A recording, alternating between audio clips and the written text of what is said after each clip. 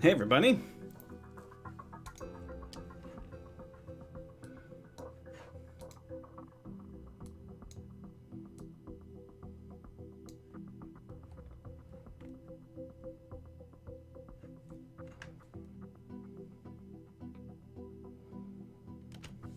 Hey Monk of Destiny and Filthy Underling and Aratasami. Hi Jules.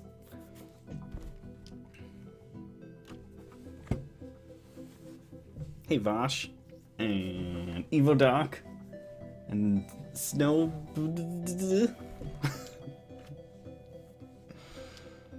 How's everybody doing?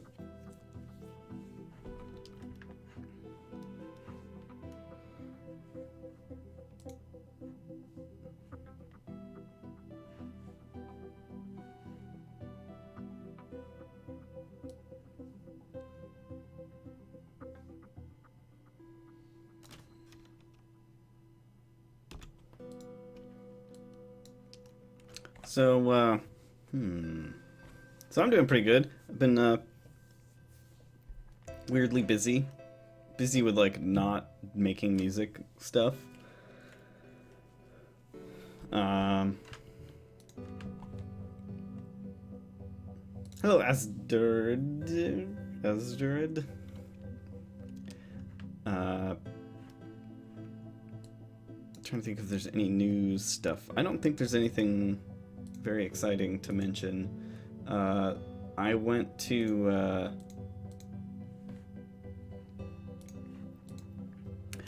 go see Hans Zimmer Revealed over the week, and it was pretty amazing.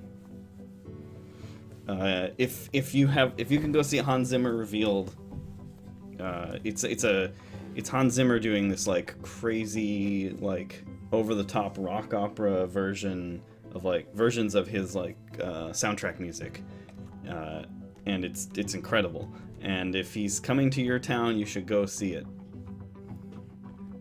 EvoDoc asks, Ben, what is your opinion on piracy? Does it hurt your business? Piracy does not help anybody's business.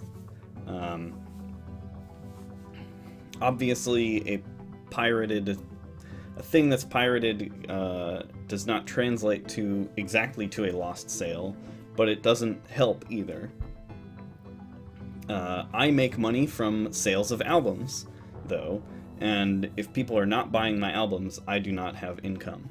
So I cannot really support piracy on principle and purely on a practical sense.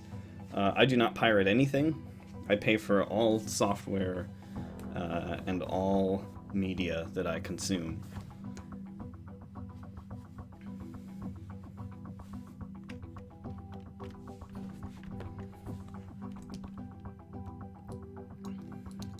And the other thing is like, I support the paying of artists because I want to live in a world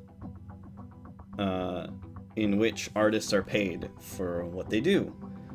And it's so weird to me when people pirate stuff and then also say they support like the arts in general.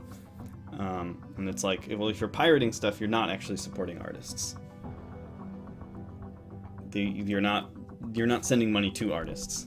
So yeah, it's pretty simple to me. Like, it's a pretty simple question. Like, if you want artists to be able to keep doing what they're doing, then you should probably pay them.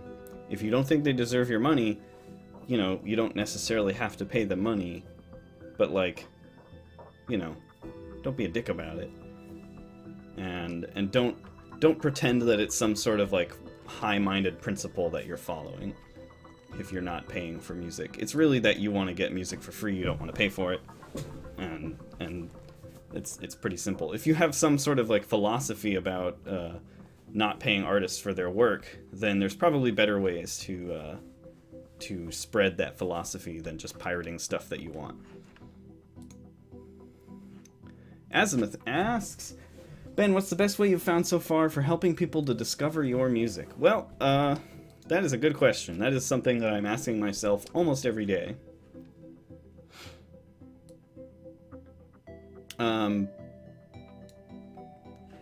I use Twitter to like reach out to my fans and to like get new fans. So I have this like, so that the FTL soundtrack has sold over 100,000 copies, maybe even more. But like, I only have close to 7,000 followers on Twitter, which is significantly less than the number of people who've actually listened to my soundtrack. So it's all a matter of like getting the people who have bought the soundtrack to know about my other music, because I know that they would probably like it if they knew it existed, but like the vast majority of people who enjoy my soundtrack do not have any idea that I make other music or have made other music. And so a lot of my work is like a question of, a lot of my work as in my business part, the business aspect, is like, how do I get the people who I know love my soundtrack to FTL, how do I get them like converted, so to speak, over to my other music, or how do I expose them to my other music? And that's like, that's a big question. There is not an easy answer.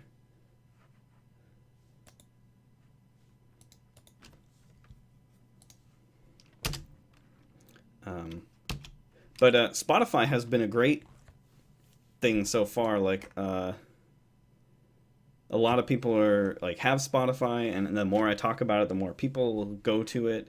And I've been making playlists and hoping that like the playlists are like a mix of like FTL stuff and then my other stuff sort of like integrated into it.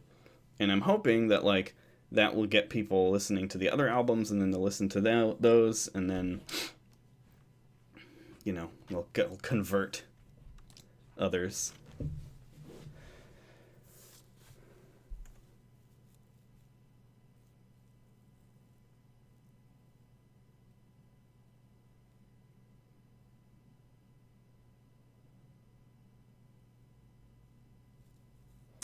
Okay, so we got some questions.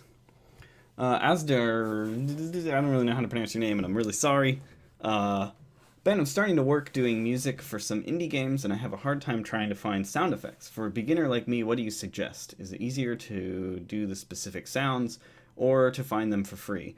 Well, okay, so I'm not the best at sound effects. Like, I don't do sound effects. I did do sound effects for Gravity Ghost and FTL, but I had a bit of a budget to do those. Like, I had some money. If you have no money, it's like, I'm not really sure. So my method was like a mix of synthesizer work, sounds that I recorded myself, and sounds taken from a library that I own. The library I own was like you could order like a hard drive that had like thousands and thousands of like sound effects, pre-recorded things that you could use. I got it from soundrangers.com. It was $1,000 for this set of sound effects. It was sort of like a basic starter sound effects thing. And then I had a Zoom H4n sound recorder, which I still own. I love it. It's a little portable. It has two microphones crossed like this. It's battery powered. It's awesome. I use that to record some of the sounds in FTL, and then I just used my synthesizers and instruments and stuff to like round that out. And that was sort of like how I got sounds for my games. But that was like, you know, the library was expensive, and the recorder is not cheap either. That's a few $100s. So yeah, that was like that was how I did it. But if you have zero budget, I'm really not sure how you would go about doing it. There's a great book called The Sound Effects Bible. It's worth checking out. I got that, and that was sort of like my guide for doing sound effects when I was actually doing them.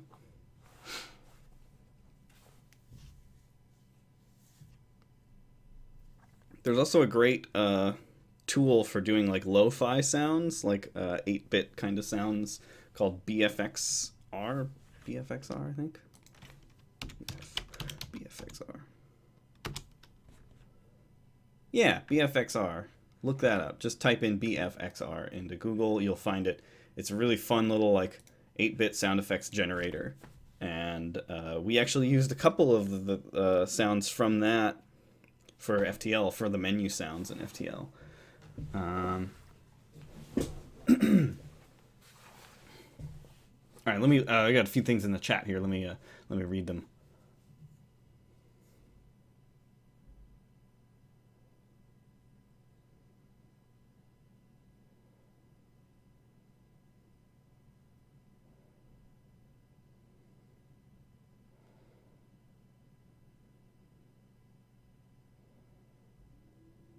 Hey, Narwhal.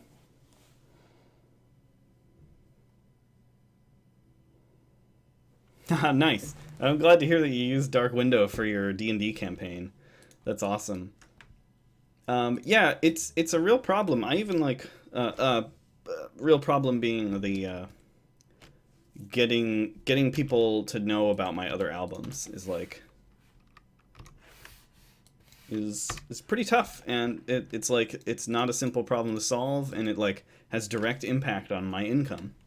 Like, I know that like the more I tweet about albums of mine, the bigger my sales are. Like, I get more sales the more I tweet about my albums. So it's like I want to tweet about albums, all my albums, and like try to ease people into it. The thing is, it's like it's really hard to convince someone that they want to listen to other music by an artist.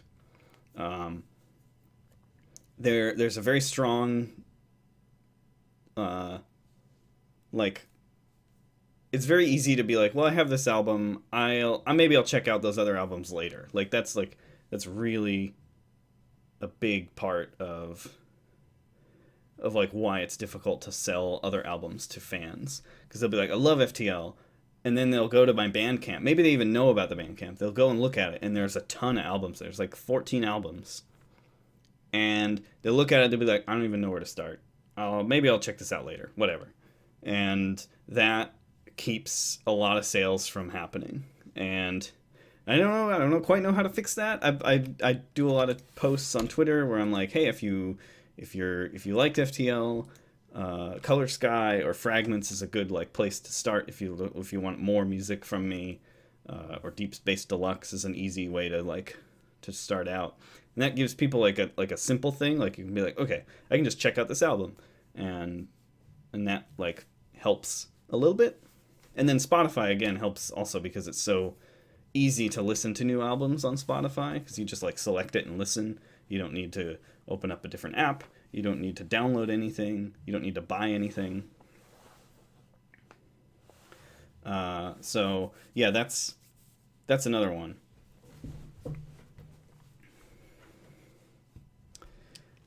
So yeah, it's a tough thing, and it's something that I'm always thinking about, because it's my whole business is selling albums.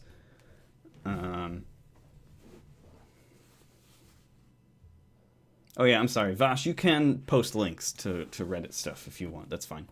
EvoDoc asks, is it worth it for you to upload your songs to YouTube as monetized videos? I do have a couple. I do have some. I think Color Sky is entirely on YouTube. I haven't really thought about it much. My albums end up on YouTube within like an hour of their release anyway. And I do not have the time or the inclination to go like hunt down every unauthorized version of my music on YouTube. So I'm not even really sure if it's worth it for me to do like official albums, but I don't know.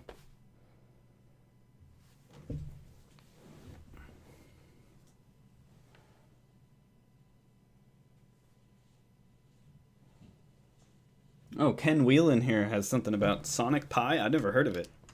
That might be worth checking out. Okay, so today I put together a few things. I'm going to be making some melodies. and talk about how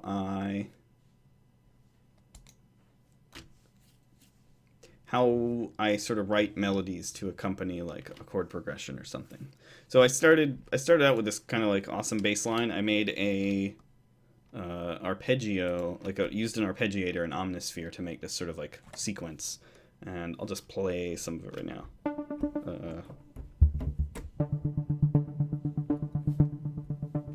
Very, very simple. Very like cinematic.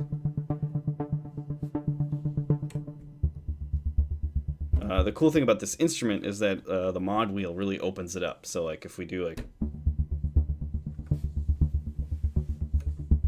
turn it up here so I can hear it better.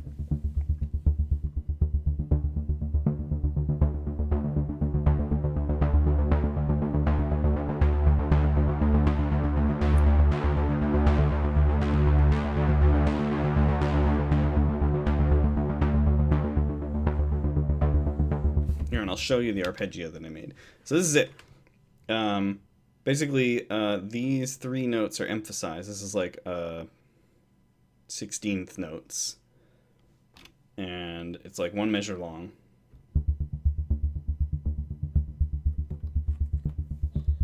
And it's basically a triplet.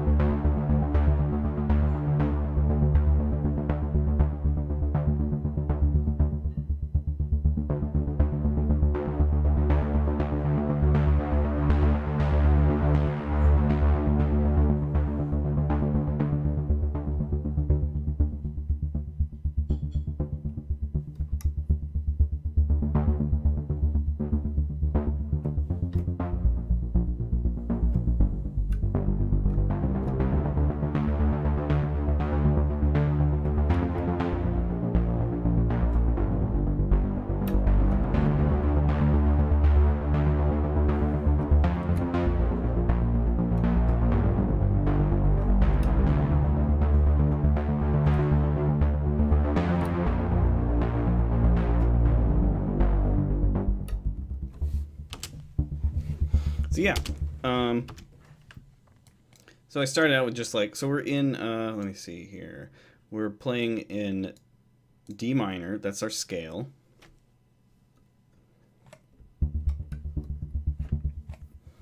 So that is, let me get a different instrument out here.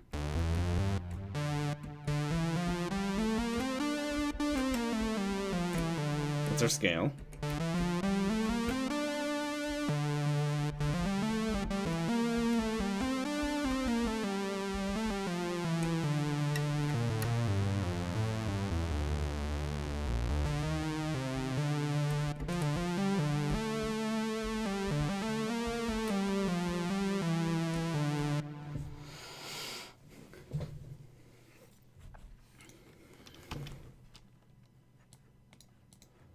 So you heard me play the thing before, but here I'll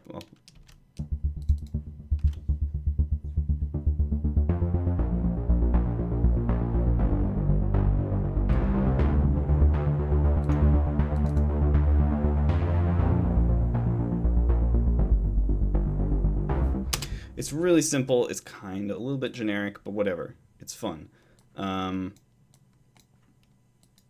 Now this, like, I haven't even thought about chords. This could imply a lot of different chords, but we're just gonna try to write a melody around it without worrying about it.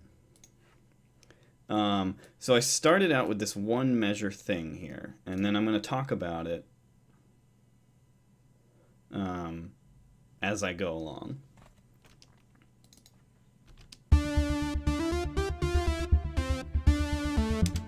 So that's what I started with. Let's make this a little bit louder.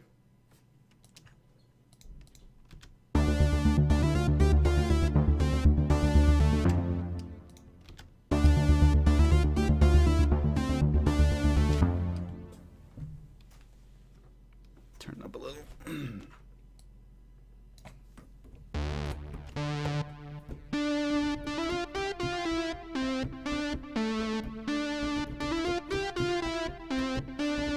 Right, so that's just one measure, or two measures, I guess.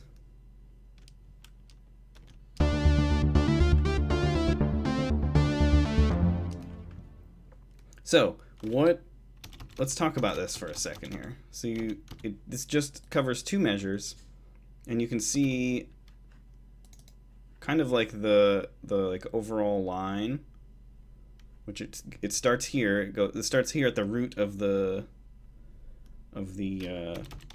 scale. Let me blow this out a little. So it starts here, it goes up a little, and then it makes its way down like that. This is a little variation in that going down, but that's fine. Going up, then down. So that's like the overall curve. Now, this part here is like what I'm going to sort of like talk about how to take like a simple idea and then expand it out. So like that's the melody, right? But we're going to take this first part like that sort of like rhythm can be like expanded out and used in other parts. So this works with the bass line here in order to like make a cohesive melody, right? So we listen to this again.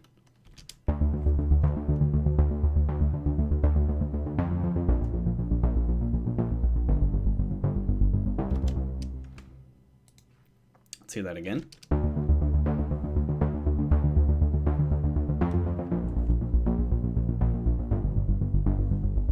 Right? Okay, so then when we add this in, let's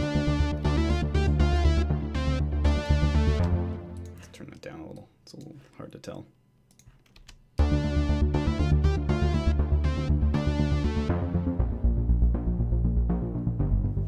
So we could just repeat it, right? Now I'm not saying I'm going to do this, but let's start with that as an example, right?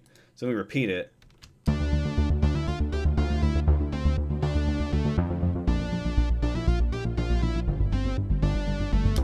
Now notice like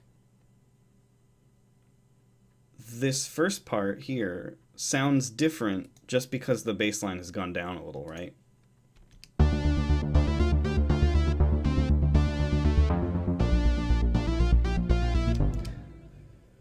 So an easy thing to do, which I think we're not going to do, but we could try it anyway. We'll get rid of that second part.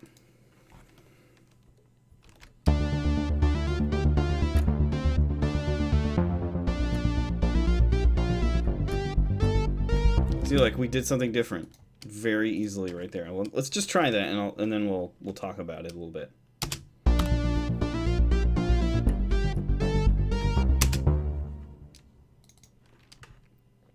Now, let's glue those together, glue it all together.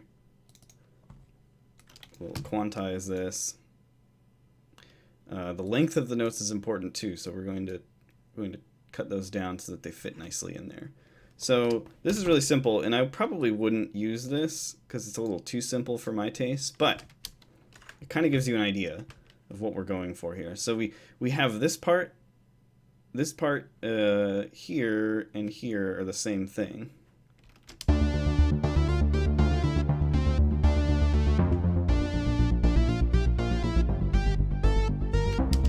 And these notes here are the same like triplet rhythm as over here. They just play different notes, and it goes up instead of sort of down.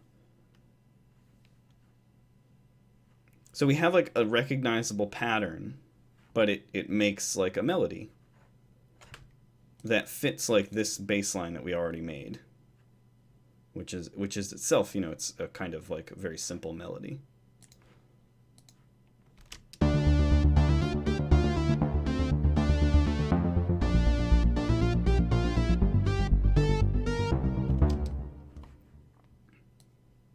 So I hope that's making sense to you guys. Let me get rid of that. And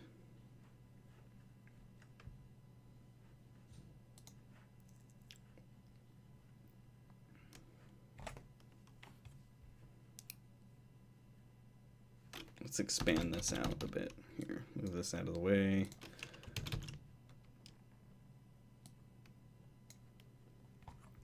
This is a section we're going to be focusing on. we'll zoom in a bit so it's easier to see what we're doing.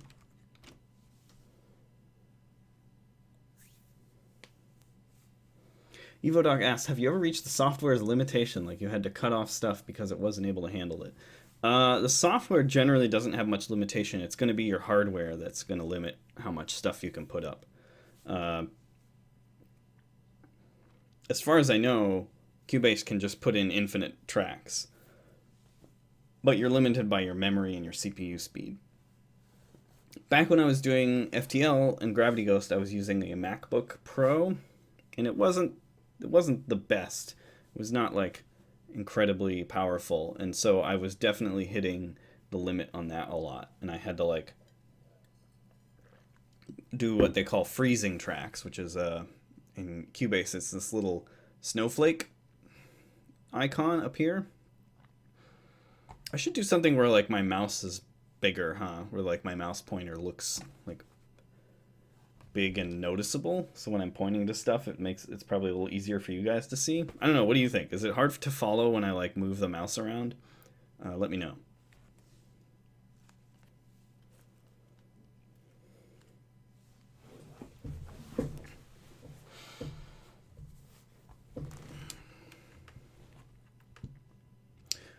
Okay, so freeze, that's what I was talking about.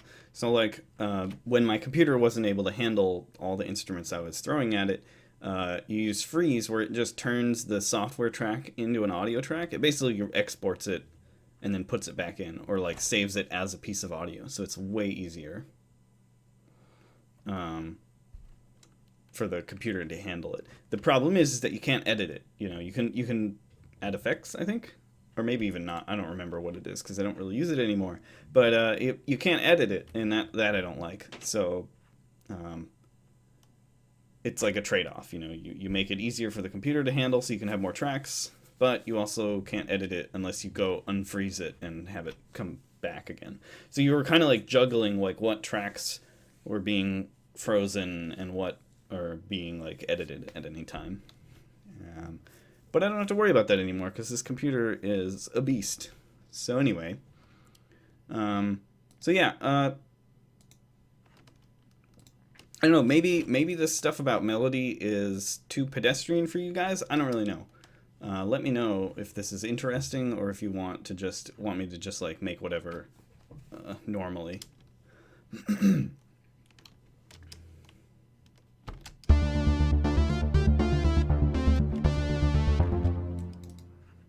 Like how long this part is. Can we just do that? How does that sound?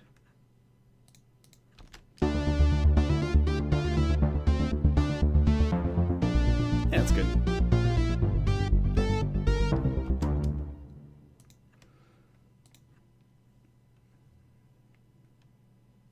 So what I think I'm going to do is alter this a little, like even more.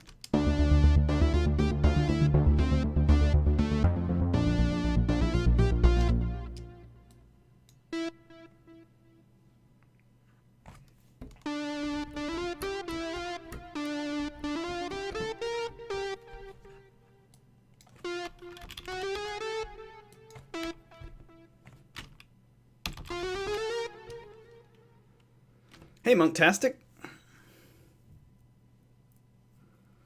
Arotosami asks, this is a cool question. Do you prefer writing melodies with your left or your right hand?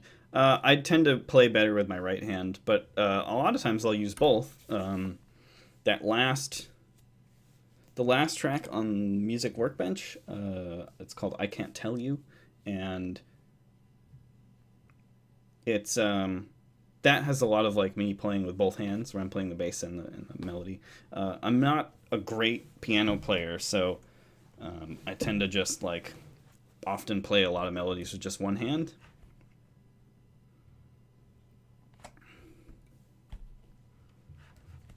Okay, so I'm trying to mess with this this melody to make it a little more interesting. I might just start over and get rid of this second part and just like play a little bit.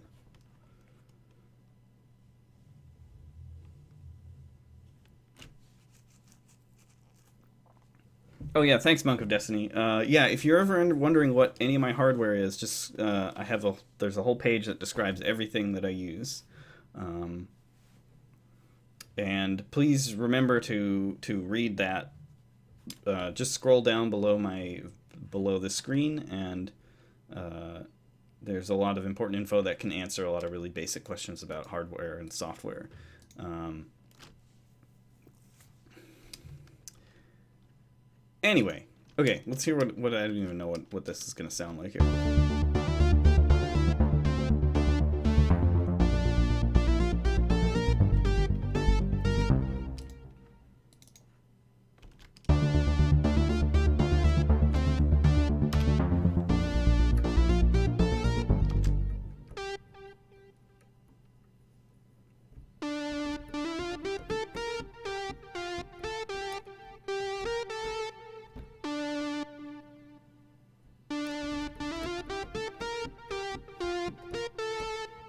Kind of want to do that.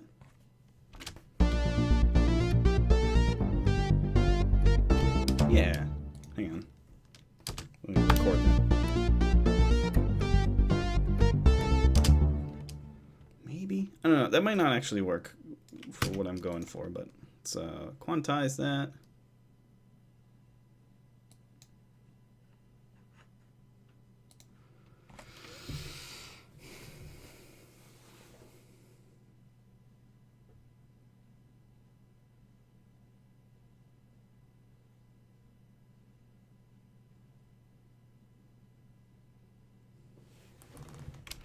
Whoa, Siege Games. Hey, Casually Challenged. Joke ruined. Let's see here.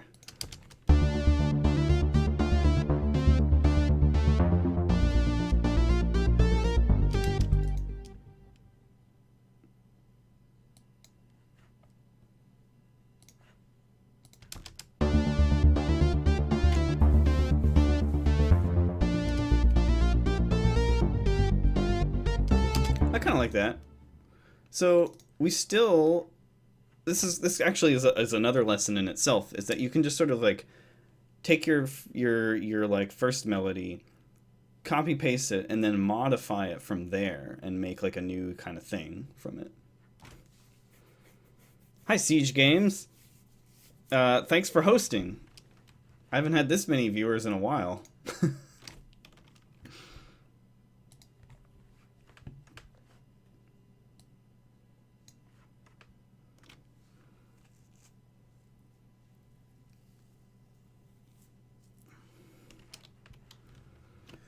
Hey, Casually Challenged. This is just for fun. We're just doing this for the live stream. You know, I'm still not quite sold on this, but we should probably move on.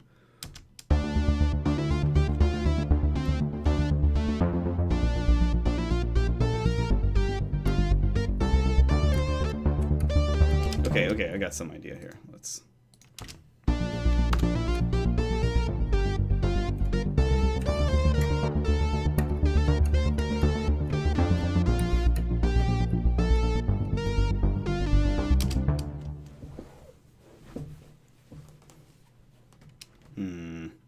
Well, okay, let's put this aside. That almost was what I was trying to go for, but like I said, I'm not a great piano player, so I kind of messed up. Let's start this over again.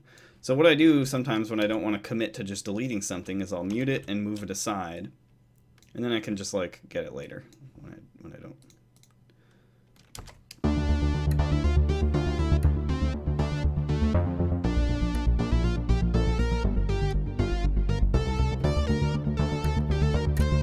Yeah, something like that.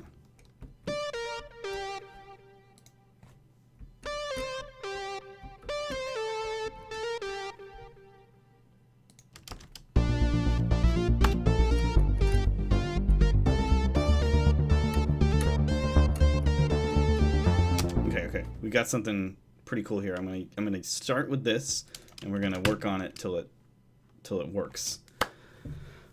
Eve Frenzy asks, can I ask, were these sounds made custom or downloaded off somewhere? You should check out my part of my website that's my equipment and software. And that tells you where everything came from. It's a mix of custom stuff and libraries and synthesizers, like presets and everything. Right now I'm using Omnisphere. You can see Omnisphere here. This is it does not use the arpeggio. So this is a preset in Omnisphere that uses some, looks like some ancient, yeah, it's a Commodore 64 emulated patch. I don't really know. It just sounds good.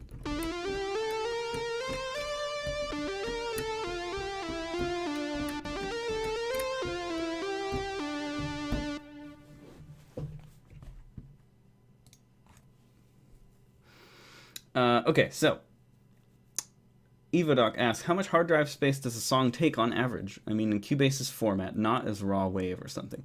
That's a good question. Generally, my project files are not very big because it's all just basically just MIDI data. Because I don't.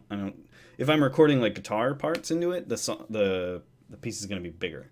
But in general, they're not that big. They're like going to be like, I don't know, 12 to 20 megabytes maybe, like a finished piece.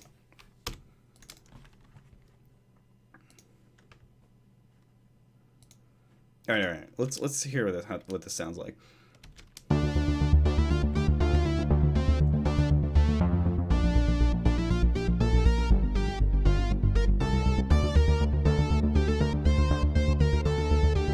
Yeah, you know what? That's pretty awesome.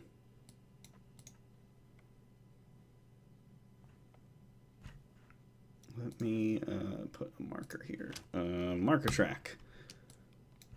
And we'll put a marker right there.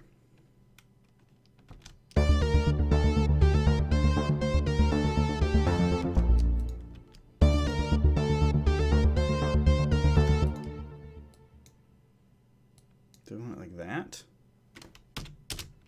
Oops. Yeah, that sounds better. Those two being shorter sounds a lot better than it is. Monktastic says, I missed the beginning of you making this track, as usual. Sorry about that. And I never get to see you pick a tempo. Did you have a tempo in mind before you started? I did not, and I just sort of went with the default because I wasn't really thinking about it, and so the default tempo is 120, and that's what we're doing. Usually I pick a tempo before the show starts. But this time I wasn't thinking about it, and and we're going with the default. We can change it later if we want. Not a big deal.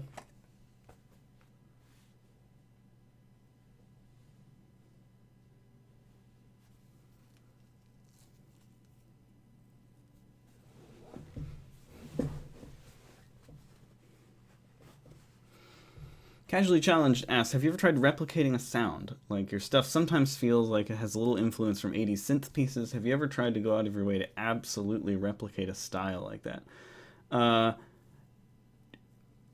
Never, not really like replicating individual sounds, because that is very difficult and frustrating and not really worth my time. I prefer to just make new stuff, and I don't mind stuff that sounds like it's referencing other things. If I can find presets that I can then like modify a little bit to sound more like what I want, that's what I do. But replicating a sound exactly is like very hard. And it's a lot of effort for very little payoff, because like you've built this thing, maybe you're trying to replicate a specific synthesizer sound that you heard in another track. So you can spend hours trying to refine it to get it exactly like it sounds like, but then you still have to write music. Like, you still have to write something that's good. I'd prefer to skip that process and just write cool music instead. But yeah, I mean, that's not to say that I don't like reference other sounds. Obviously, like, yeah, a lot of my music has sort of a kind of an 80s influence to it, and like old video game music, obviously. So there's references there, but I never ever try to attempt to replicate something exactly, because it's not worth the effort. There's not really much of a payoff there.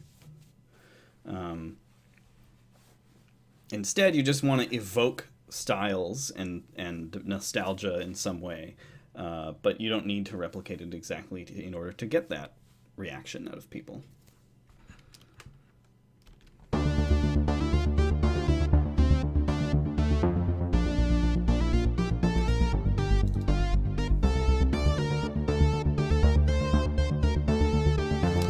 So, here's another thing that I want to discuss about melodies in relation to this. So, you guys probably remember me talking about this part here, which is like that, right? Whoops, and I messed up. Right? So, we're like, as we write this melody, we're going to use that part as like a guide for how to write the rest of it. And I do this now kind of intuitively because I've been doing this for so long. But there's a little bit of it here, like this part kind of imitates that same rhythm here.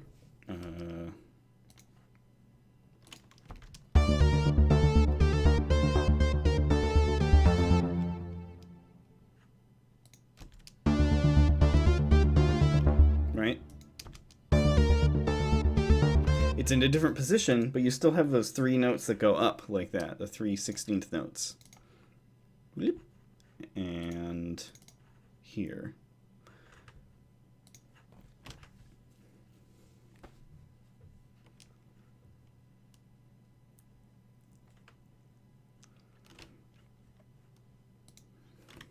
Yeah, John Carpenter definitely influences my music, even though it's not like I don't like listen to his stuff like all that much, but he does have such a distinct style, and it is very cool.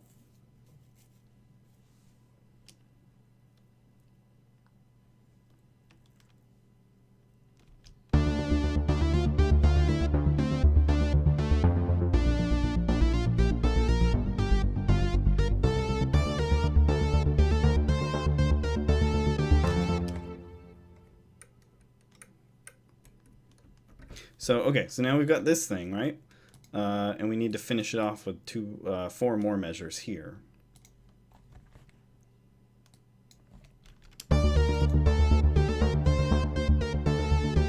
So that ends on an A right here.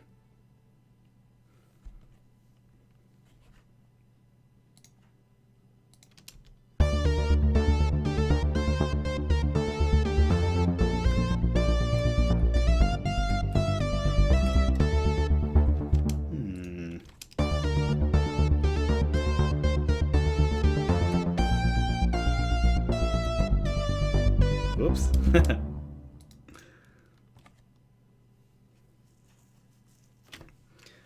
Yeah, and Carpenter recently released an album of just like solo stuff, and it's pretty fun. You should check it out. I forget what it's called, but it's pretty cool.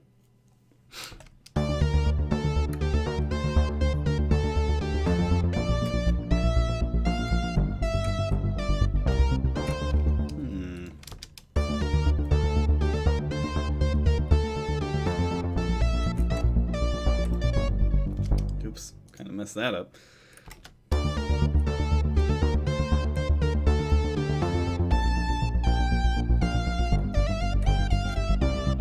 Well, that's kind of neat. Go up 1 octave.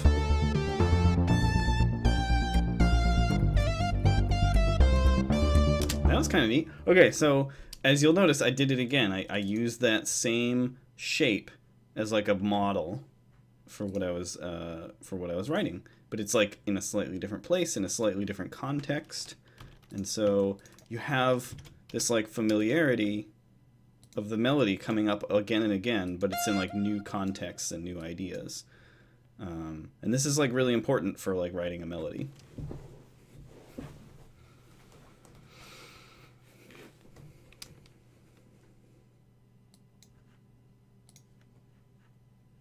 So let's hear all of it all at once. I should probably save too. Here we go.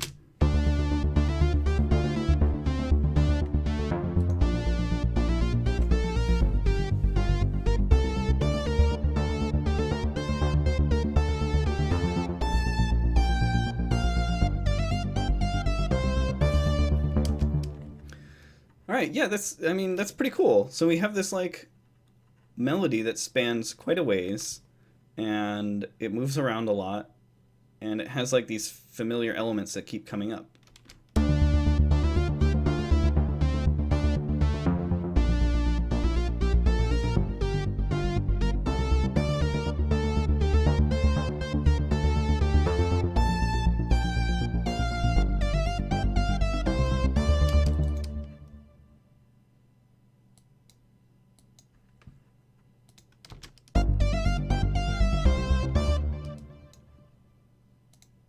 Sound better with this. And remember to always experiment with the lengths of your notes. Yeah, see, that sounds better once I shortened this second note. At least it does to me. You know, and that's you know, you got to use your personal taste to guide you as you go through this.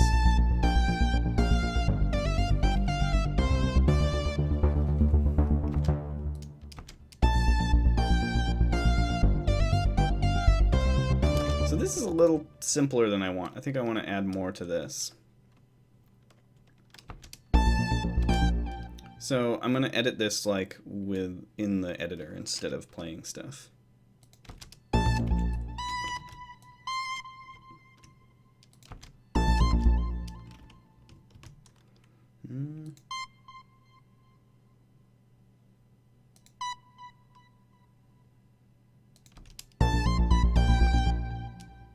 Okay, I got kind of an idea here.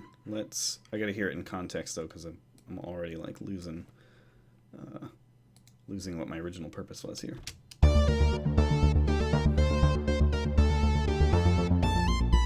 That doesn't sound good.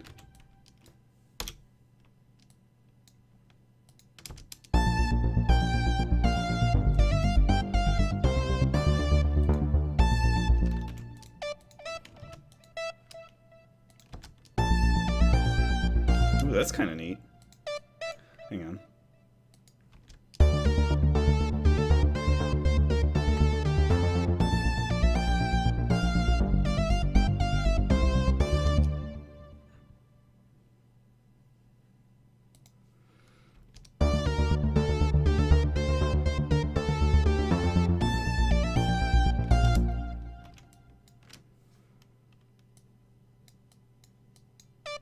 What about this?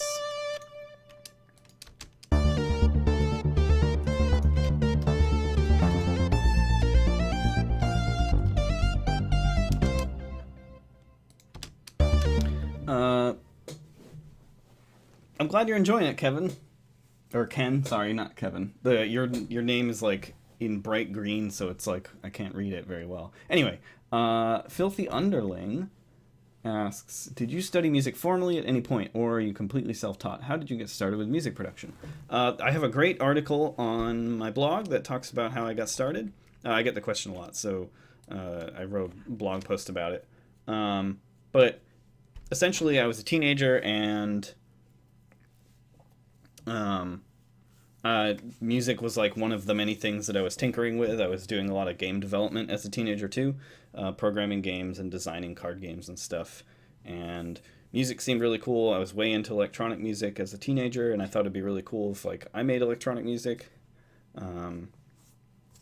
And so I started experimenting with it and making some of it. I was in band, so I had a little bit of music theory knowledge. Like I could read sheet music and write sheet music.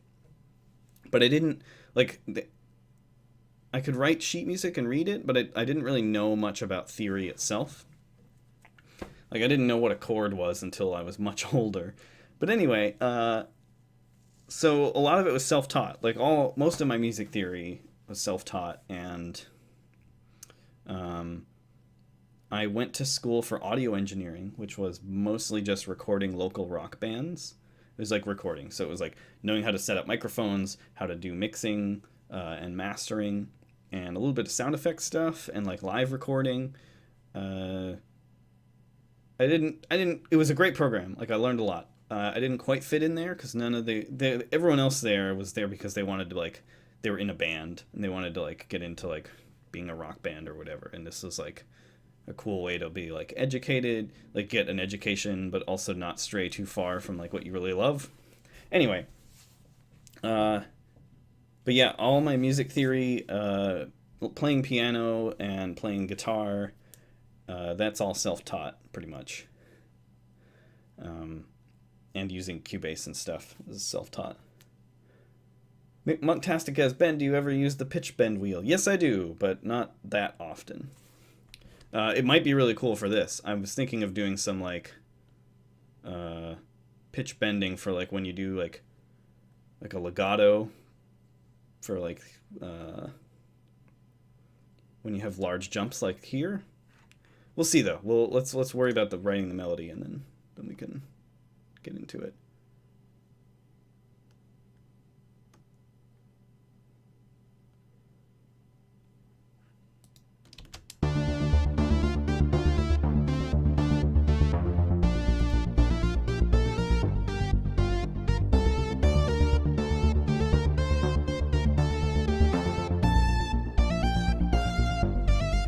Yeah, I don't like that either.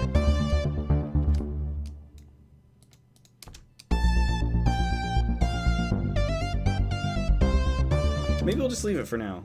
I can't seem to modify it in a way that I like, so. So here's a fun thing we can like start doing. I don't need to solo these anymore, huh? We can like mess around with the mod wheel on this one as we're doing this.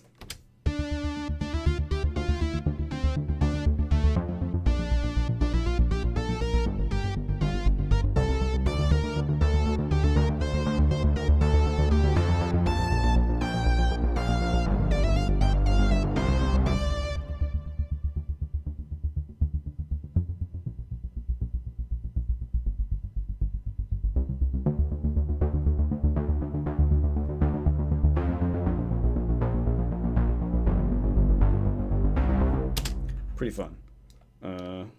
You know, I'm just gonna delete that. I don't need that anymore.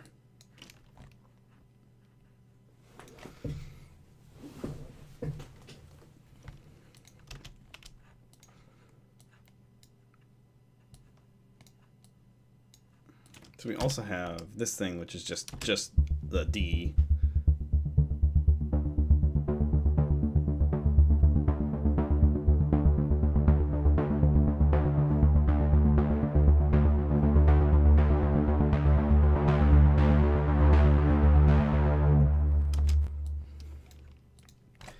Monk of Destiny says, Ben, I saw you had retweeted Noel Barry recently. Is work on Skytorn getting ready to kick back into high gear? Not that I know of. As far as I know, Celeste is still like deep in development, so Skytorn is still like on hold.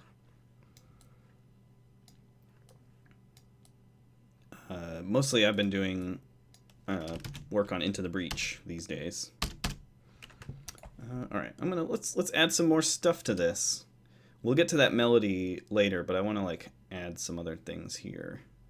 So let's do some more.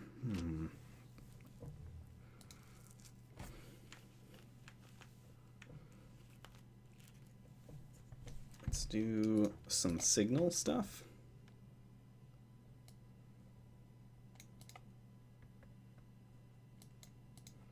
I don't really like using red. Let's do some other colors here.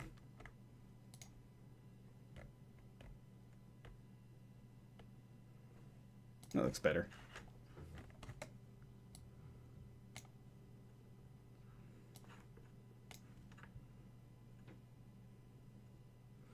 All right, see you later, Monktastic.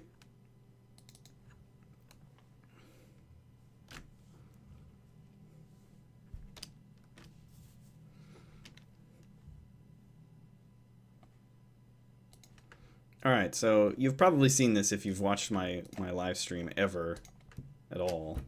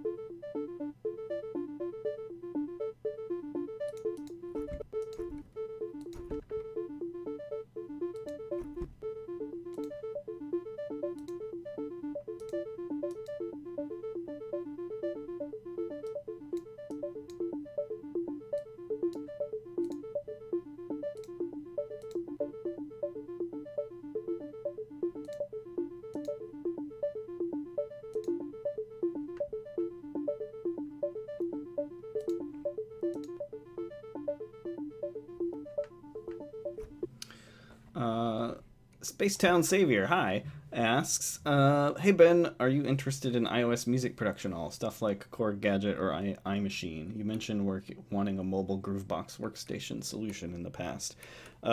Yes, and I don't really like iOS stuff because I don't care for touchscreens. I want buttons and knobs and things to push.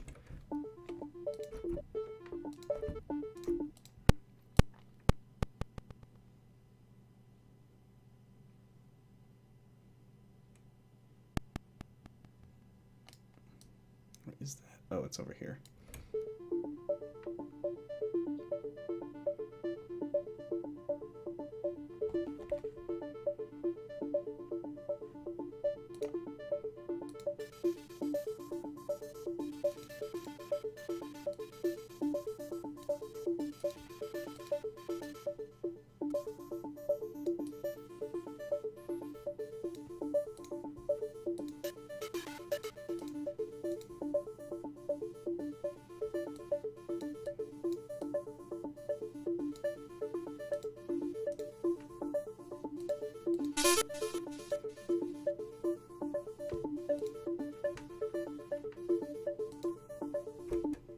Okay, that sounds pretty cool.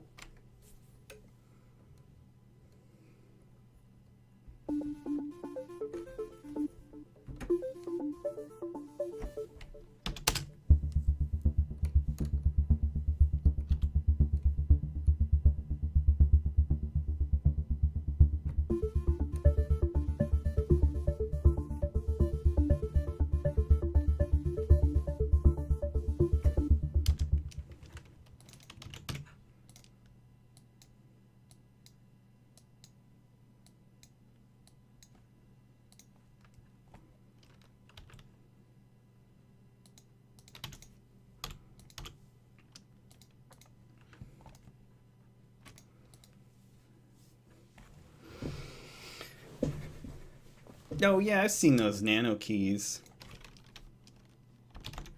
Korg nano key controller. If that's what I think it is. Yeah, I've seen those. Those are pretty cool. It's still like not ideal because it's not exactly what I want from like a portable unit. Like I want a portable unit that's like a Game Boy. Like it's just one device and then like I pull it out and I can just start playing around with it. I have this really cool Novation circuit here. Ooh, battery's almost dead. And it's a little bit dusty. I haven't used it in a while. But this thing's really fun, and it's an entirely self-contained little Groovebox drum machine synthesizer thing. And and the battery died. Anyway, it's really fun to play with. You can just like hook up headphones onto it. I don't really use it that much though. Okay, so let's take this thing. I'm gonna cut out the lower frequencies out of this thing.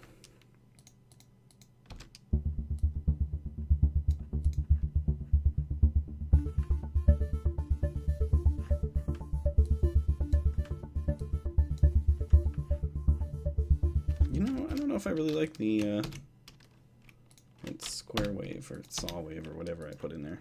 Let's repeat this.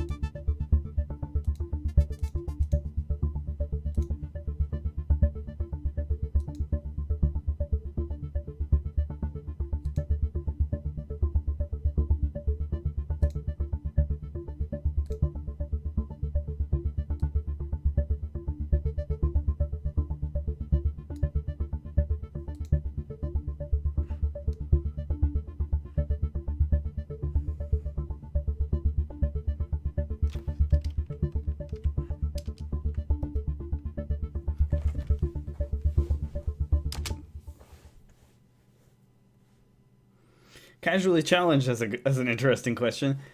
I have a weird and specific question for you. As a music person, what, in your opinion, is the best movie production company theme? Hmm.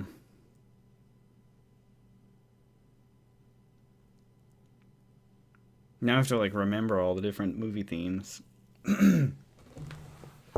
uh, I kind of like the stuff that Universal would do. I don't think they really show their music. They don't really have a music for it anymore. Maybe they do. I just don't know. Um,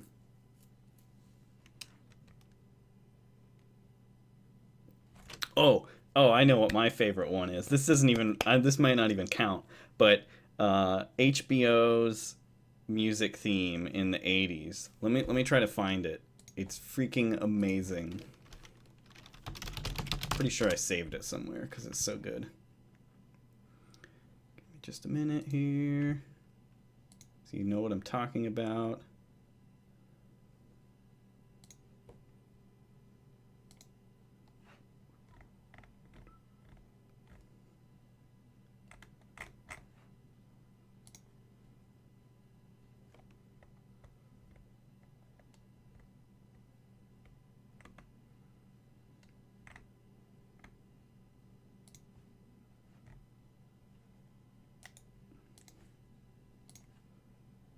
Here it is, I found it. Yeah, this is it. Alright, let me share it with you guys.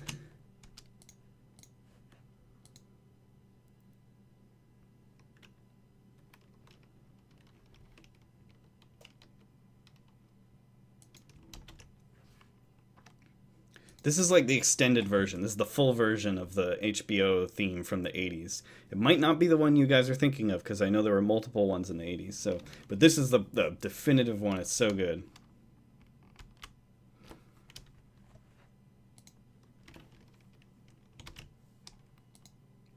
Did that work?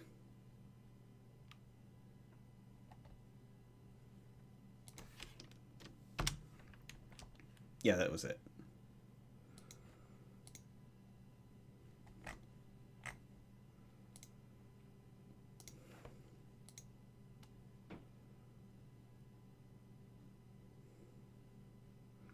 Yeah, I mean, Fox's Fanfare is definitely like the most recognizable.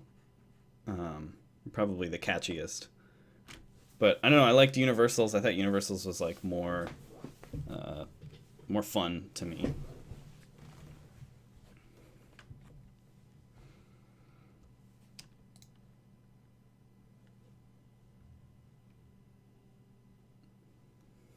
Hey Azimuth, I actually had an OP1 for a while, and I didn't really like it. It wasn't really my thing. It's a little too weird and abstract.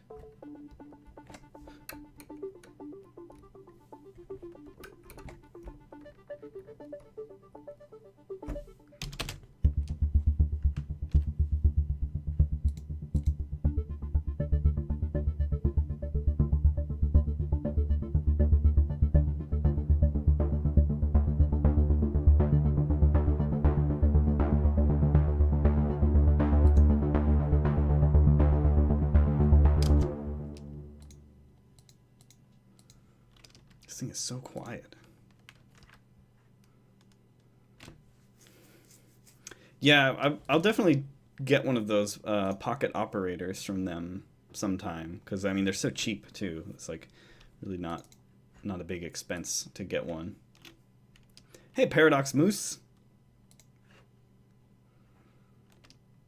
But yeah, I wrote on a blog post like what it is I want out of a portable music workstation, and it's so surprising that no one actually has made what it is I'm picturing.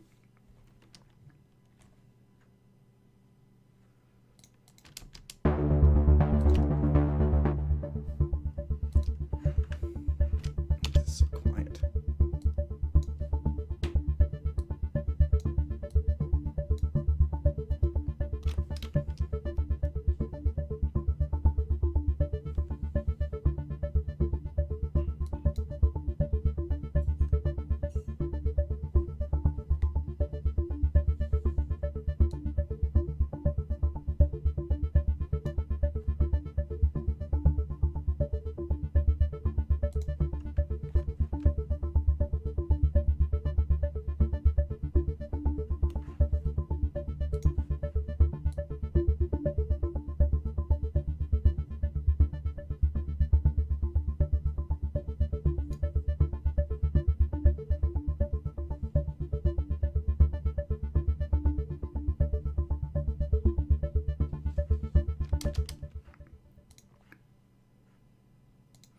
Not actually digging what I made here too much. With the signal thing, I mean.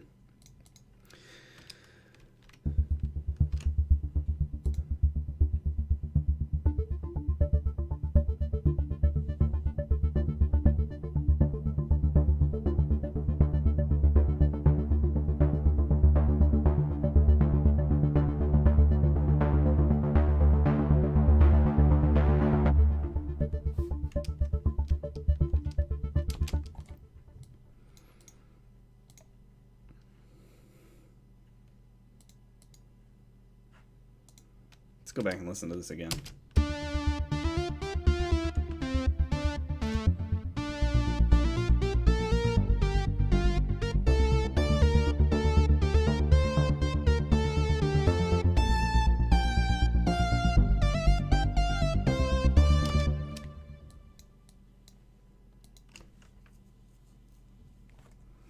Hang on.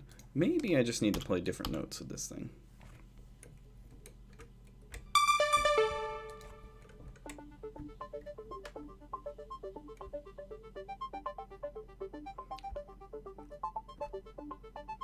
Yeah, I think we can probably safely say that the KDJ1 is pretty much dead.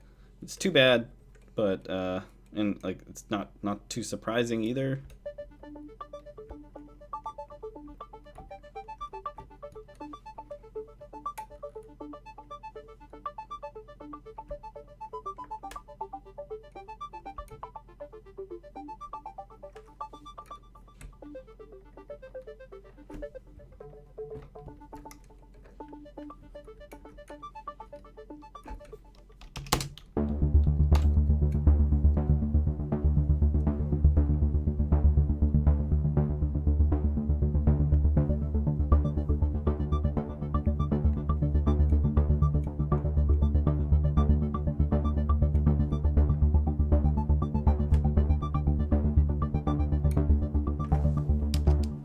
Forgot that it was looping.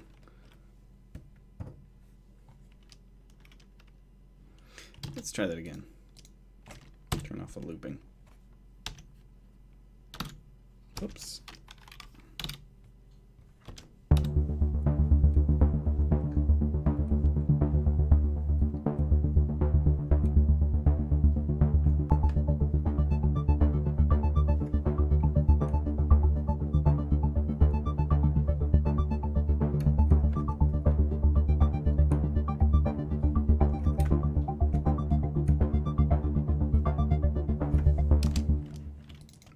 Let's try this thing.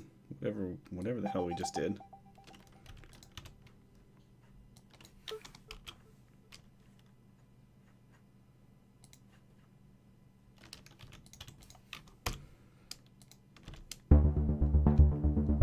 Oh, we got a question here from Paradox Moose. Do you listen to other musicians in the genre you work in for inspiration before starting a jam session, or not so much? I do a lot of listening of other artists, for sure.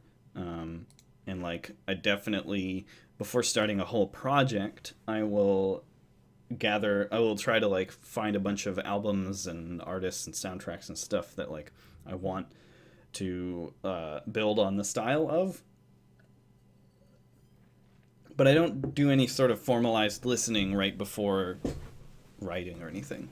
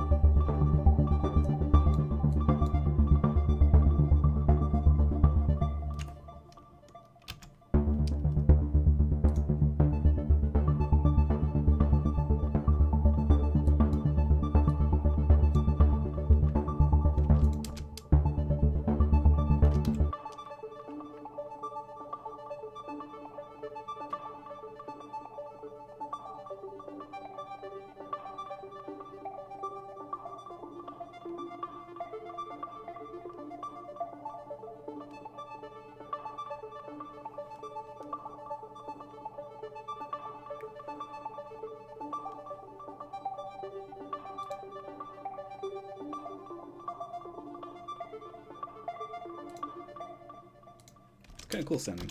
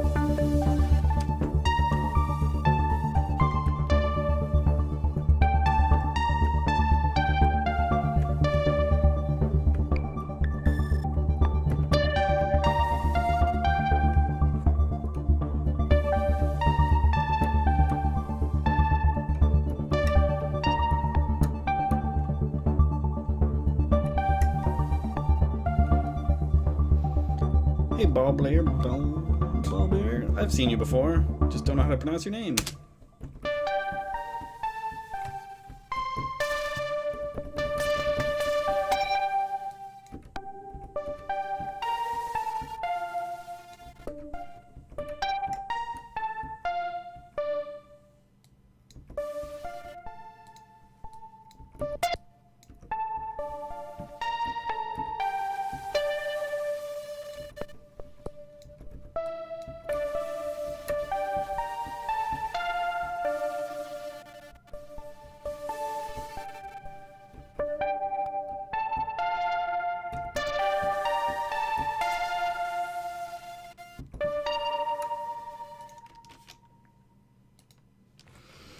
Hey, music's going okay.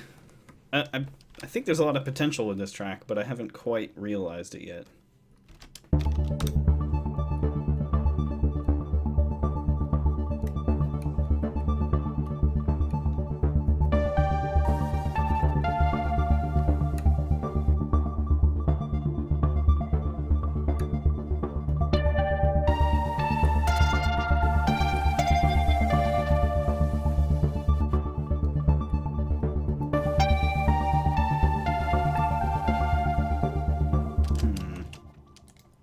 I don't think we'll be using this instrument, but right now I'm just gonna keep using it for now.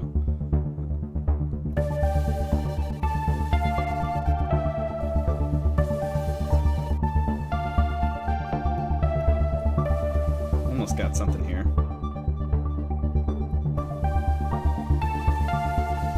No.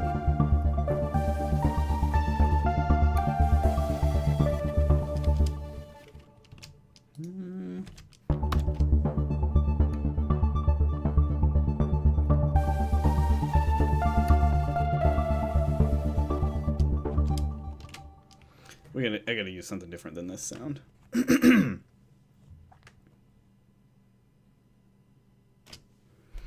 Where can I find the sound I'm thinking of?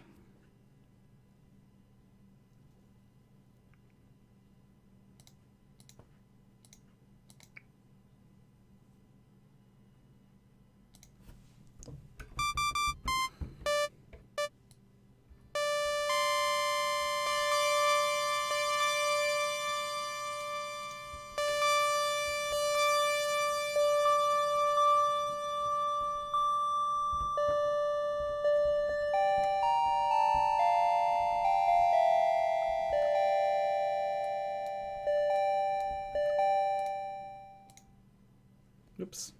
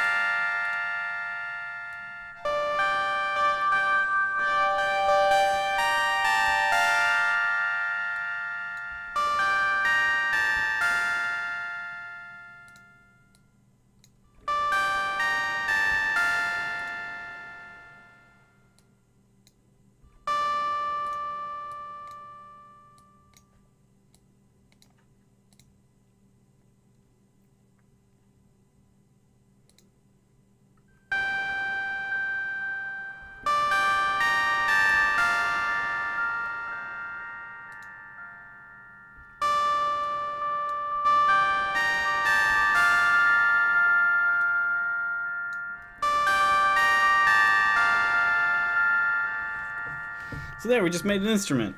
That's pretty fun, right? Hang on, let me try this. This probably needs to turn down a little. It's kind of what I was going for.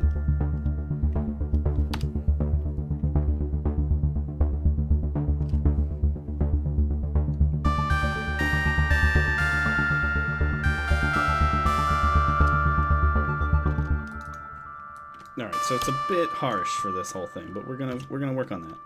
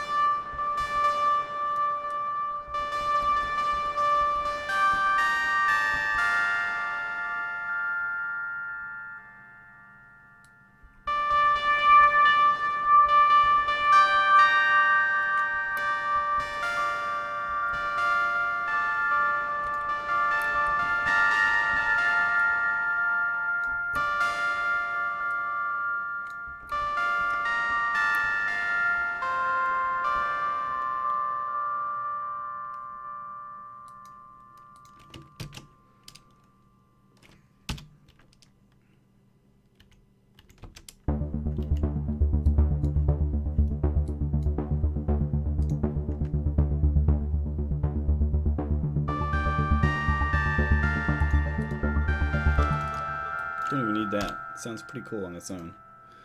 Whoop.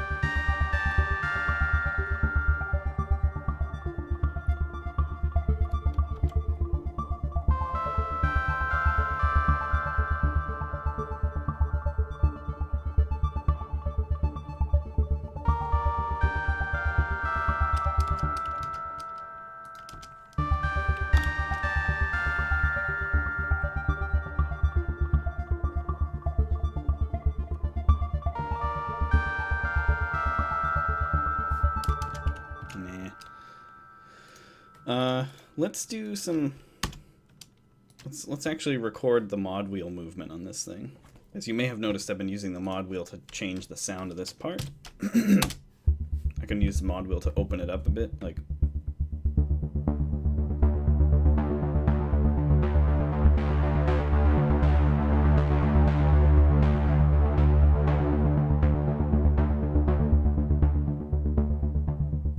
It's pretty cool. So I wanted to make that kind of a prominent part of this. So let's start this out.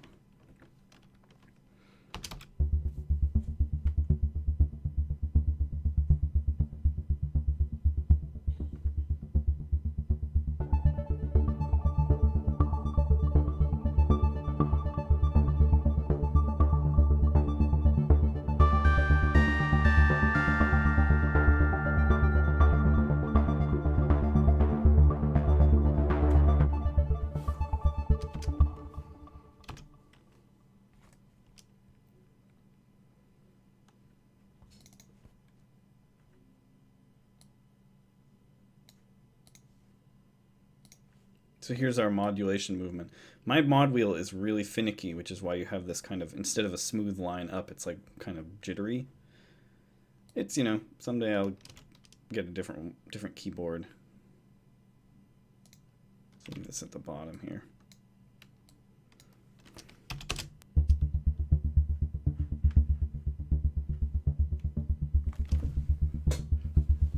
Hey TL1974.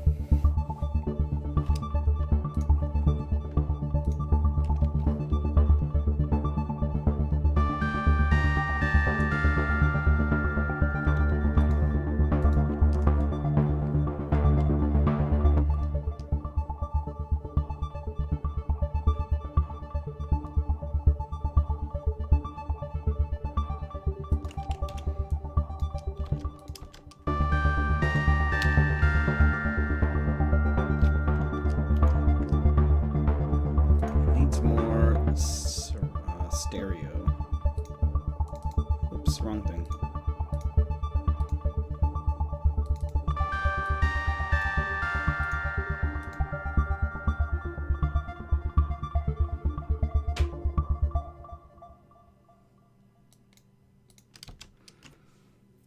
Paradoxmus asks, what would you say if I were to have gotten some T-Rex emoticons made for your channel?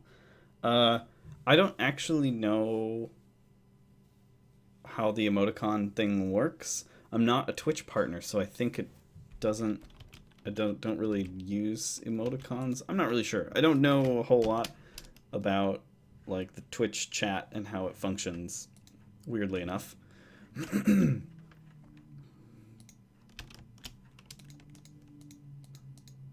It sounds cool though. Oh yeah, this thing. Let's get rid of this. Don't need that. What's this? Oh, this is a drum kit that I just loaded up.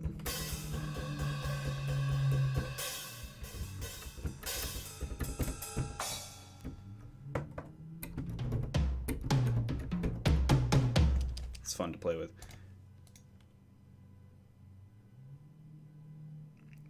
And there's a car alarm going on. There's all sorts of stuff going on outside. What is all that? I don't know, there's like a truck outside or something. Anyway. Paradox Moose, I'm not really sure what BTTV is, actually. Yeah, I know, I'm definitely not on enough. It is one of the sort of like conflicts of doing this whole thing. I would love to live stream more, but I also have a lot of other projects that I'm doing, namely my soundtracks, and my live show that I'm sort of practicing on and working on and making better. And I just don't have time to do more streams. Otherwise, yeah, like, I would love to do, like, creative live streams 3 or 4 times a week and more game live streams.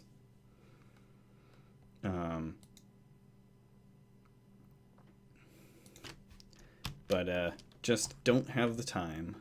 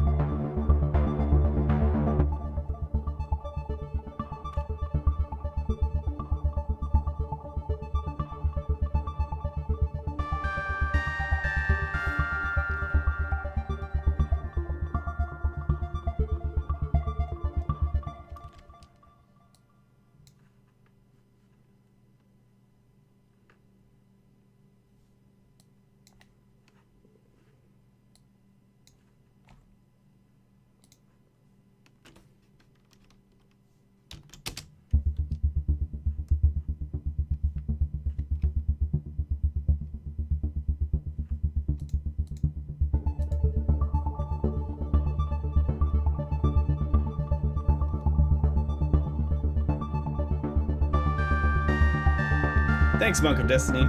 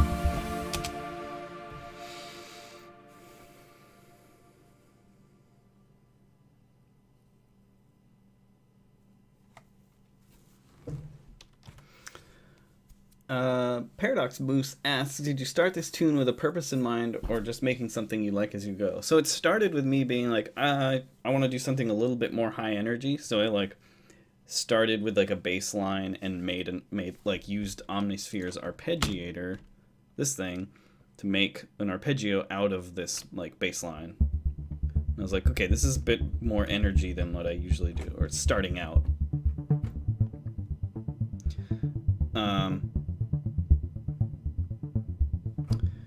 But then, and then I just sort of went from there, and I haven't really had any real purpose in mind yet. Started with that, and I also made this melody here. This we'll get to in a bit.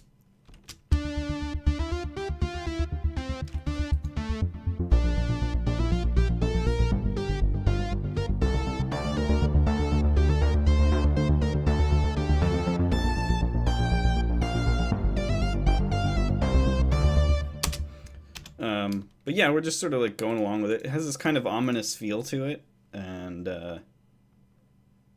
we're just gonna roll with it and have fun. I don't really use my SoundCloud. In fact, I'm thinking of deleting it entirely. So Monk of Destiny has linked to it, but if you want to hear my music, you can go to Bandcamp and hear it there, and everything on there is free. You can listen to any of my soundtracks for free on Bandcamp forever, or you can download them, pay to download them if you want. TL1974 asked, did you scrap that ambient tune you were working on last time? Nah, it's not scrapped, but it needs to like get redone or something. Didn't really like where it was going last time, so I put it on hold. But maybe we'll go back to it on a later one, and like that'll be like sort of the theme of the episode, is like going back to something you didn't like and trying to like just gutting it and trying something new with it. That might be a cool episode.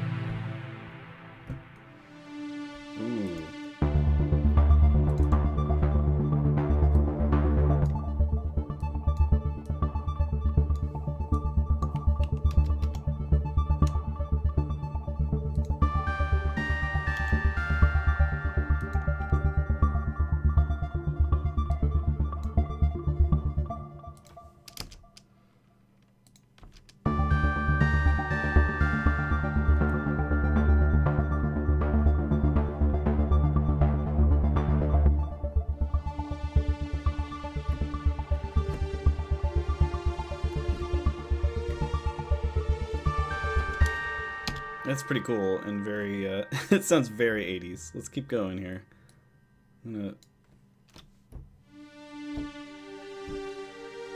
That's a much faster attack, so we can do a little bit faster melodies with it.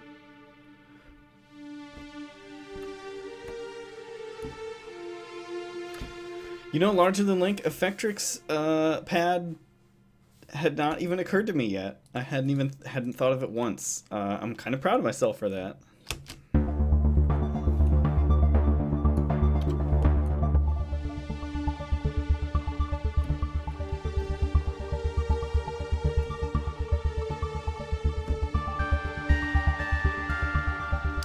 Don't like that note.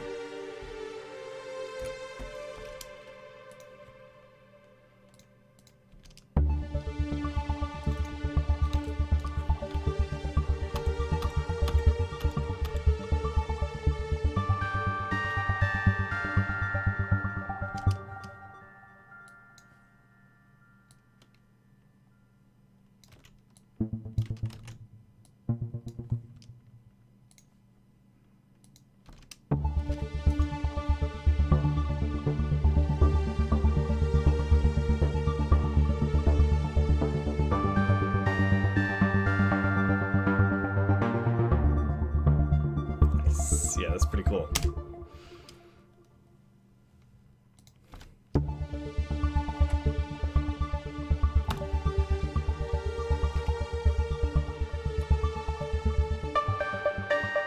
Oops, forgot what I was playing. Okay, we got some questions. Ben, what's the most surprising / off-the-wall thing you've heard or read regarding someone's thoughts on your music? Besides that whole having sex to dark window thing. I've gotten a couple of fan mails that were like these really long, like almost like stream of consciousness letters to me, like really long letters about how the FTL soundtrack sort of like affected their life in a very specific, meaningful way, and they will go into great detail about it, about specific events in their lives and things. I don't want to get into any details on it myself, but and that was sort of like a really I got a few of those, and they're very odd, but they're also very like touching, and it's very cool to hear about it, and that's definitely some of the most unusual things I've gotten. I remember also when FTL first came out, there were a couple of reviews where the reviewers were just absolutely hated the soundtrack. They believed that essentially space music should only sound like Star Wars or 2001, and they did not like the idea that like synthesizers could define the sound of space. And so reviewers said they would put on like Star Wars music or something else instead of my music. And that, I thought that was pretty funny. And it actually like helped me understand, like it helped me know that I was doing the right thing, I think, because I was making something that people weren't expecting. Anyway, it was pretty funny. You don't really hear that anymore. The FTL soundtrack is now pretty well established as being, you know, at least decent. I don't hear people talk about it that way anymore. But when the game first came out and it didn't really have a reputation, I think a lot more reviewers were willing to say that they didn't like it. And also the other thing is, like, a lot of early reviews didn't mention the music at all. Most of them did not. It was an interesting phenomenon that, like, when the game came out, the soundtrack was not talked about much. And the talk of the soundtrack didn't start until like a couple months after the game came out. That was pretty weird and interesting. So it wasn't like say with Journey, when Journey came out, it was immediately like the music was something like a talking point of the game, and reviewers almost always mentioned it. But with FTL, they were not talking about it once it started.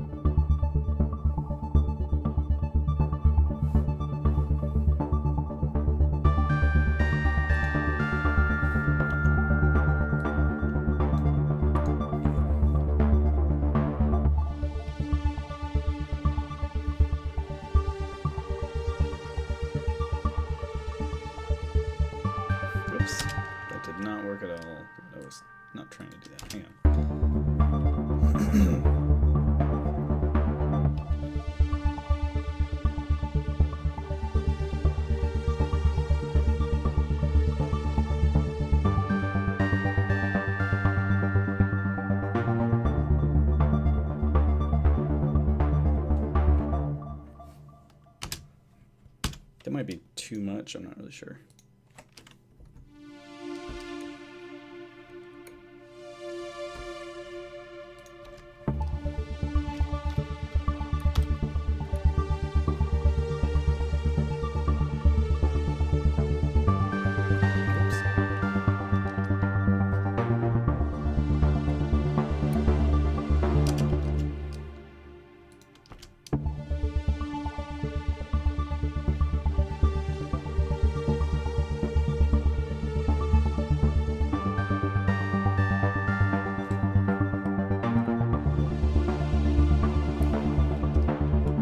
Man, this is a pretty cool track. I'm digging it a lot. I'm excited to get back to it, to keep going with it next week and everything.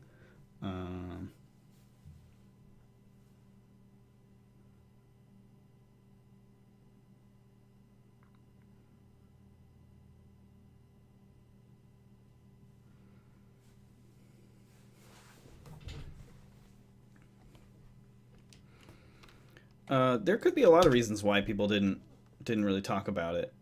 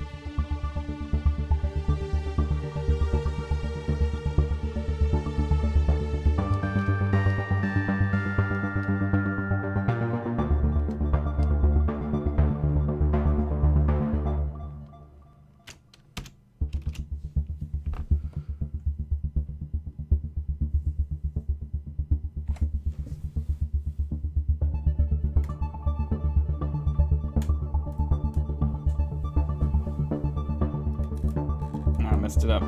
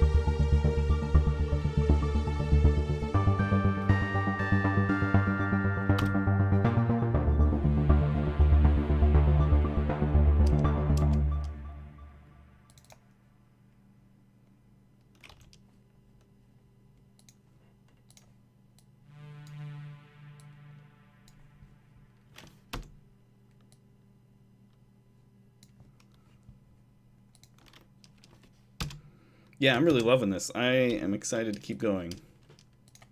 Let's color these things. I should probably also name these things, huh? That looks cool. Alright, what is this? Turku. Let's call it Turku bass. This is, oh, this is signal, right? Signal.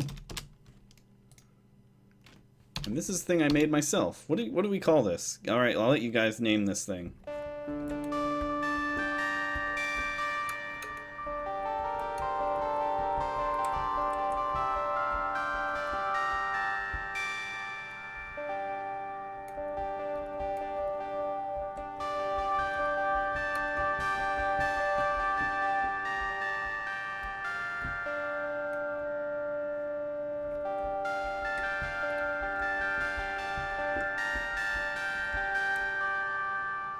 Tizzler. I'll let you guys keep going. So, Larger Than Link asks, small question, do you take suggestions or feedback while doing this? I do not take suggestions. That's why there's the text above me, up there at the top of the screen, that says, please read the important info below before asking questions. I cannot take suggestions from the chat, and there's the text down below will tell you why.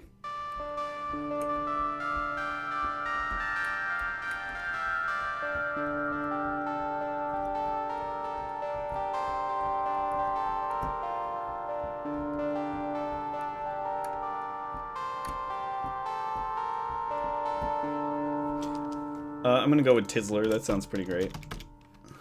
Two Z's. Alright, what is this?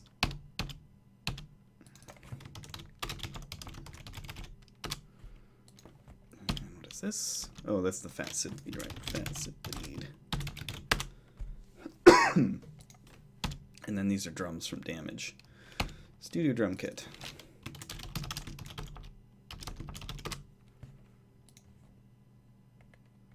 That needs a color too.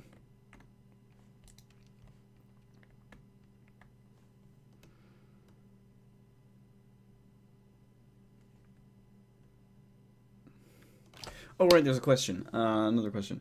What parameter is being modified by the wheel in measure 5 on track 1?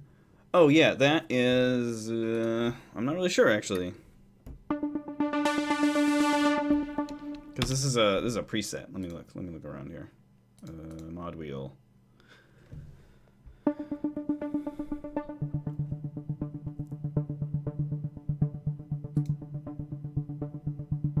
Probably a low pass filter, but I actually don't.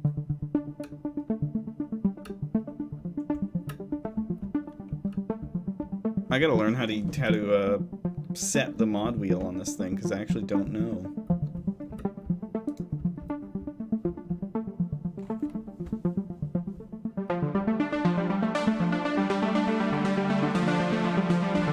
This is such a fun synth.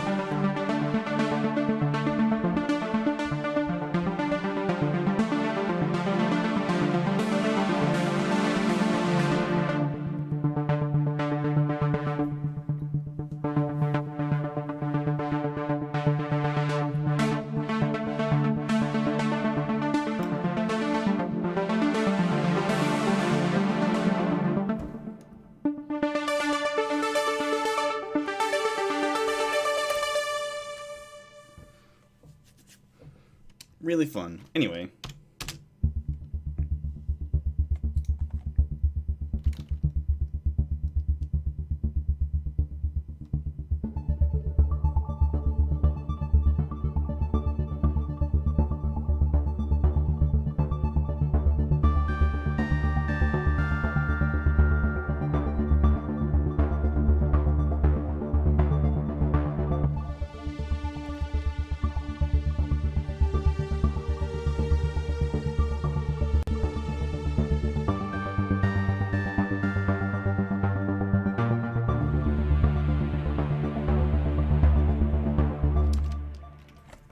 Hey, Firecrag.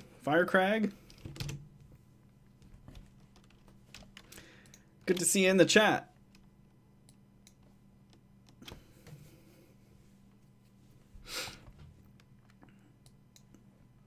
All right, so the next thing I want to do is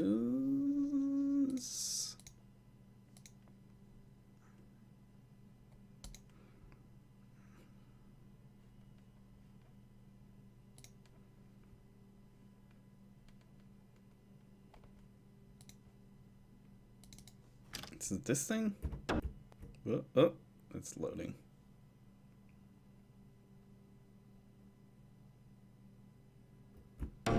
Yeah.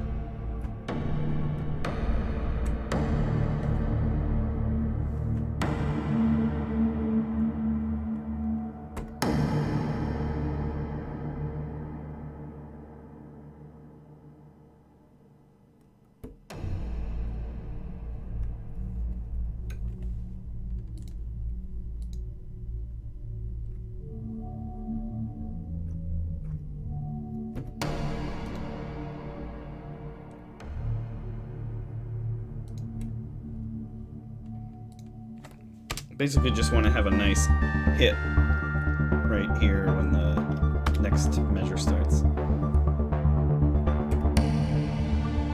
Actually, it doesn't sound all that great, huh?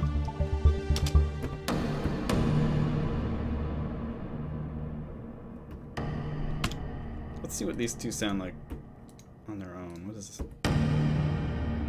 Okay, that's more what we want. What is this thing?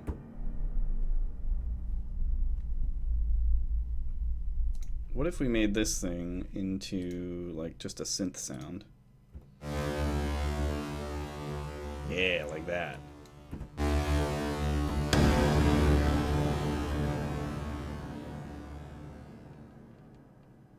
Let me put a filter on it.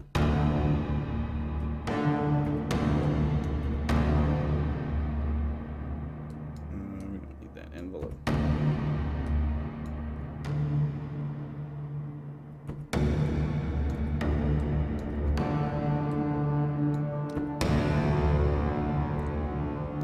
That's much better.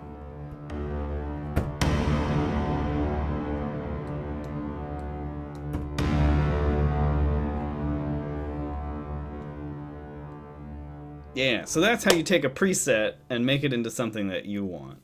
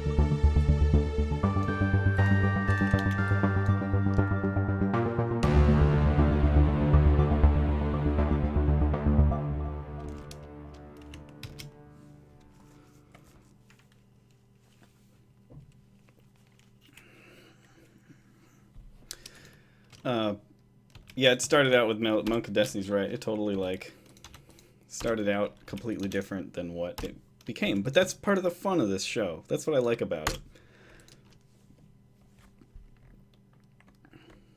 I'll make that red because it's badass. Beginning of time.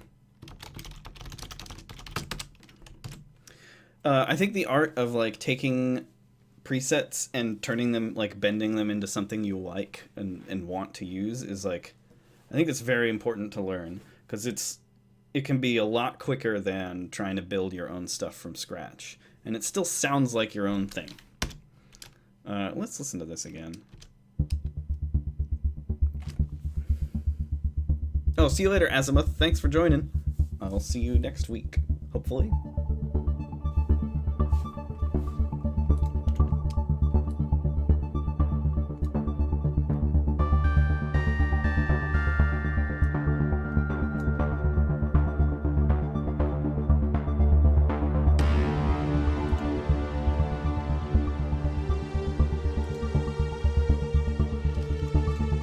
Oops.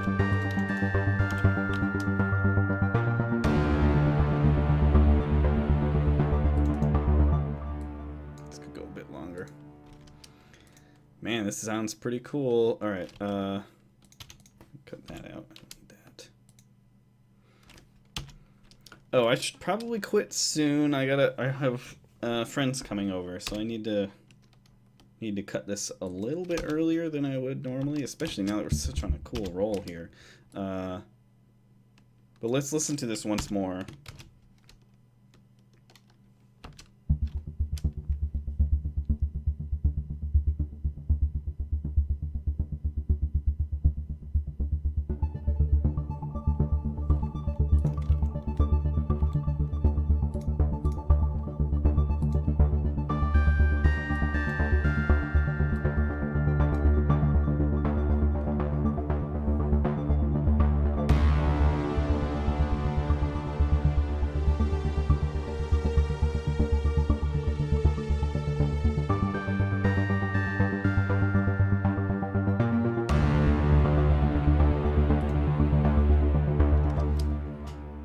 Man, I just want to keep working on this. It's so fun.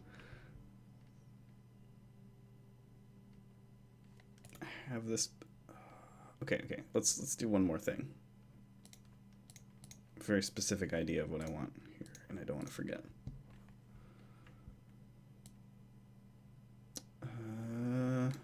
Rev.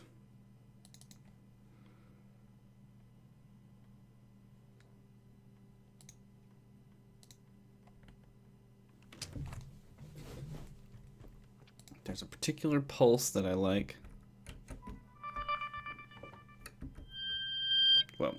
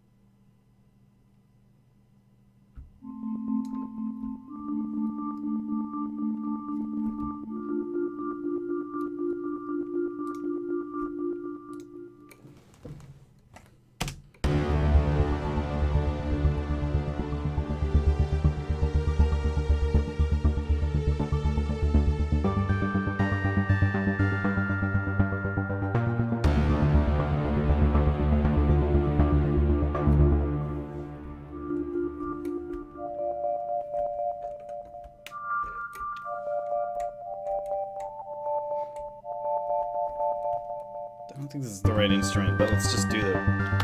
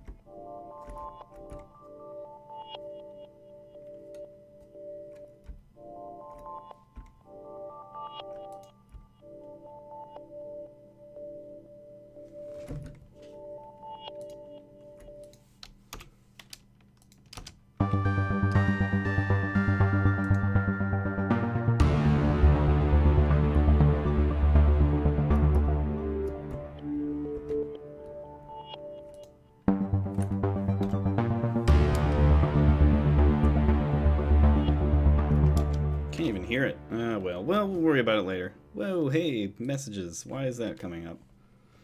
Anyway, I will... Oh, God damn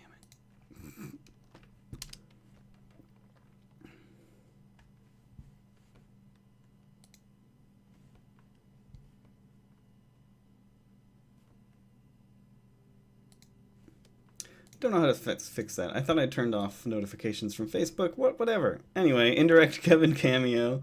Yeah, I can't. I gotta get going, so I can't finish this right now. I'd love to keep going though. So next week we will continue on this piece because it's really fun. Let's listen to it one last time, and then I will. No. And then we will keep going.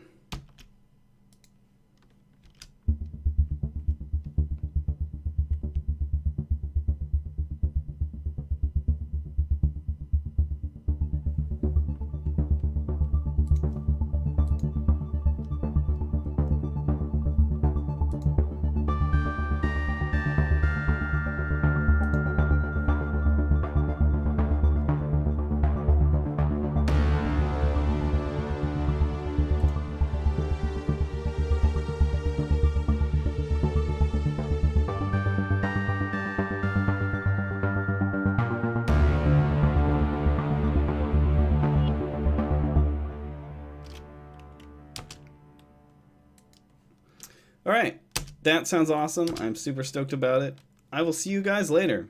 And I'll be back on Monday with Allison. I don't know what we're playing yet because Outlast 2 isn't quite out, or won't be quite out yet then. Anyway, I will talk to you guys on Saturday if nothing else. But anyway, thanks everybody. I will see you guys later.